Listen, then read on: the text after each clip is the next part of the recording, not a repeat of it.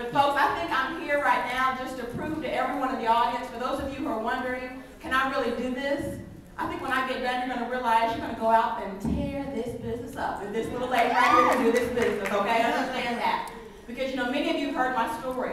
Very, very humble beginnings. In fact, when I hear Jerome speaking, folks, this is a leader because he's the type of person who will pour belief into you. In fact, he's so humble. You will never hear Jerome bragging or boasting about the things he's done.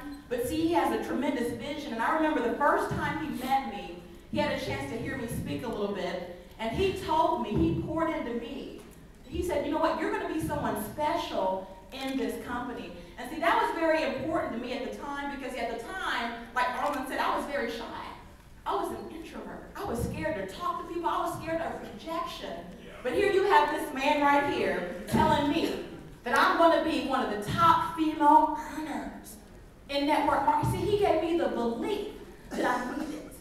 And I was able to take that belief and I was able to work this business, folks, as a single mom. At the time I was working with corporate America, 60, 70, 80 hours a week. And I didn't think I had a way out. Because at the time, all I knew how to do was work a job. My mom had worked a job. My grandfather had worked a job. And I thought that's just how I was built. Every business I ever tried, I lost more money than I've ever made. And when he told me I was going to be one of the top earners, I'm like, who, me? But he just kept believing and believing and believing in me. In fact, he started putting me on conference calls. And I was sharing the business. Still not making money, but I was sharing the business. And all of a sudden, I started developing that belief in myself. And once that belief in me took over, it was game over, folks. I remember when I really started building this business, I had got a phone call, several years before that from my son. And he told me something that I'll never forget. He said, Mom, guess what? I'll never be 5 years old again. I have no memories of you when I was 5. And I started thinking about all the things I had been doing with corporate America. I started thinking about those 60-hour work weeks, those 70-hour work weeks, those 80-hour work weeks. And see, some of you today are going to make the decision to do this business, not because you don't love what you do, because I know there's many of you who are very passionate about what you do. Maybe you're a nurse, maybe you're a doctor.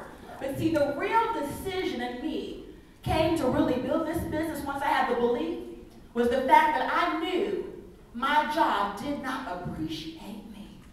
And for those of you wondering, still, if they appreciate you, I always refer people back to that last bonus check you got from that corporate job. Y'all remember the last bonus check? Did you get one for Christmas? Right? And see, I remember after working 60, 70, 80 hours a week, building these corporate companies, taking one account from $7 million to over $30 million. And I remember thinking, because I'm putting blood, sweat, and tears into these companies, I'm working so hard that here it is, my son had no memories of me. And see, I'm thinking, you know what, I'm building my dreams. But I wasn't building my dreams. I was building their dreams. Because after doing all that work, I remember waiting on that big bonus check that I just knew was going to come. Because I had been so faithful, sacrificing my family, thinking I'm building their future, right? And then all of a sudden, I kept checking my mailbox. Kept checking it. But guess what? It came. The bonus check came. And I remember walking out to my mailbox that day, still wondering if it's going to be there. And it was there. And I remember opening up that bonus check. And I remember looking at that bonus check. And I remember thinking, $500. That's what they think of me. But then I remember calling some of my coworkers. They didn't get the bonus check. So I was like, you know what, at least I got something. But you know what it really made me realize at that very moment? I better do something different. I started working this business like my life depended on it. I remember having that conversation with Juliet St. John. She told me to do 5 travel parties a week. I started doing 5 travel parties a week. I started being obedient. 60 days after that bonus check showed up in my mailbox, YTV sent me another bonus check. Oh, yeah. And at the time when that bonus check showed up in my mailbox, folks, I wasn't even in Coach's Corner with YTV. But 60 days later, I had earned a $10,000 bonus check from YTV.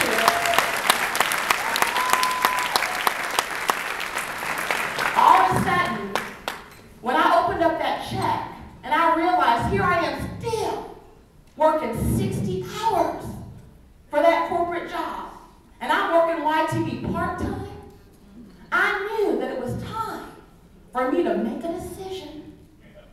And I remember going back into my house, and I remember calling my vice president, and I did it the proper way, giving him a 2 weeks notice, right? And it went something like this. In 2 weeks, you will notice I will not be back in